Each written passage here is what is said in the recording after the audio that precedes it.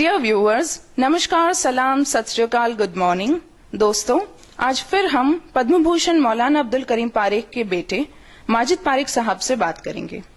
Sir, पवित्र ग्रंथों में डेफिनेशन ऑफ रिलीजन यानी धर्म की परिभाषा क्या मिलती है? बहुत अच्छा सवाल है ये। देखिए मैडम, आज दुनिया हमारी जेब में हम लिए घूम रहे हैं। इसमें हम देख सकते हैं कि जिन जिन देशों ने मजहबी जुनून को छोड़ा वो तरक्की कर गए हैं।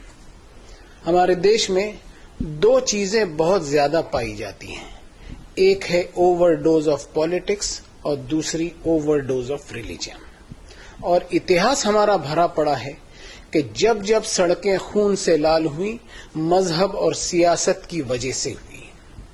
हम भारत की सैर कर लें, ईस्ट से वेस्ट तक, नॉर्थ से साउथ तक, ज्यादातर हमारी मस्जिदें, दरगाहें, मठ, मंदिर, गुरुद्वारे एनक्रोचमेंट और अतिक्रमण पर मिलेंगे।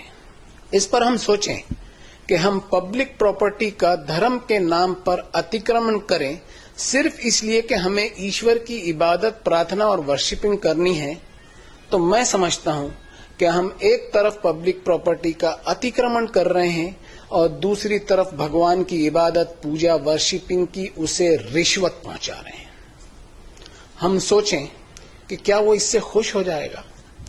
हम देख रहे हैं कि मुसलमान बनाने की कोशिश की जाती है, हिंदू बनाने की कोशिश की जाती है, ईसाई बनाने की कोशिश की जाती है, कहीं इंसान बनाने की कोशिश नहीं की जाती। अब धर्म की परिभाषा पवित्र ग्रंथों में मिलती है, वो मैं आपको बताऊं। अराइतल्लज़ी युकज़्ज़िबु बिद्दीन, क्या उस आदमी पर गौर किया है जो असल धर्म को रिजेक्ट करता है? फज़ालिकल्लज़ी यदउल यतीम, ये वही हो सकता है जो किसी यतीम, अनाथ, बेसहारा और वंचित की भलाई की जिम्मेदारी से अपने आप को दूर रखता है। और वला यहुद्दु अला तामिल मिस्कीन, इसके दिल में कभी कोई तड़प नहीं उठती कि किसी भूखे को कम से कम खाना ही खिला दे। इसके खुद के डाइनिंग टेबल पर एक से बढ़कर एक चीजें होती हैं, लेकिन इसे कभी किसी भूखे की भूख का एहसास नहीं होता। अब गौर से सुनिए क्या कहा गया। फ़वैलुल लिल मुसल्लीन अल्लज़ीना हुम अन सलातिहिम साहून अल्लज़ीना हुम युराऊन व यमनऊनल माऊन। सो बर्बादी है ऐसे नमाज पढ़ने वालों की, ऐसे इबादत करने वालों की, ऐसे पूजा अर्चना, उपासना और वर्शिपिंग करने वालों की जो इबादतें तो बहुत करते हैं, लेकिन उनकी इबादतों में केवल दिखावा होता है। उनकी इबादतों ने उनका कैरेक्टर और किरदार ऐसा नहीं बनाया कि वो इंसानों के छोटे मोटे काम भी आ सकें। बस सड़कों पर दिखावे और शोर शराबे से भरपूर होती हैं उनकी इबादतें, और इंसानी हमदर्दी से कोसों दूर रहती हैं। देखिए मैडम, संसार के मालिक ने हर इंसान को अनगिनत वरदान और बेशुमार नेमतें दी हैं। इन वरदानों को इंसान इनाम न समझ ले, बल्कि ऊपर वाले का एक कर्ज समझे, एक परीक्षा समझे। और इस कर्ज को उतारने के लिए उस मालिक ने अपने ग्रंथों में बताया कि क़ूलू लिन्नास हुस्नन व अक़ीमुस्सलाह, यानी इंसानों से अच्छा बर्ताव कर, फिर मेरी इबादत कर।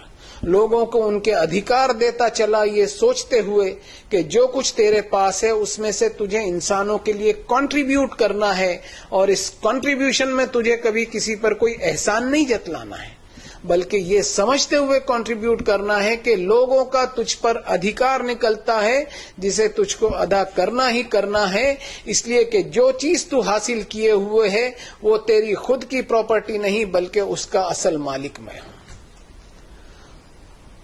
तो मैडम, ये है असल धर्म की परिभाषा, जो आपको दुनिया की किताबों में नहीं मिलेगी। ये सिर्फ आकाशी किताबों में ही मिलेगी, चाहे वेद हो या उपनिषद, चाहे कुरान हो या बाइबल हो। प्रोपेगेंडा ऑफ रिलीजियोसिटी, यानी अपने आप को धार्मिक बताने की एक होड़ लगी हुई है कि किसी स्टाइल या कलर के कपड़े पहन ले, या कोई रूप धारण कर ले, या कोई हुलिया बना ले। ये सब धर्म के नाम पर आडंबर के सिवा कुछ नहीं है, इनसे कोई फायदा हासिल नहीं होगा। Thank you very much Parekh साहब।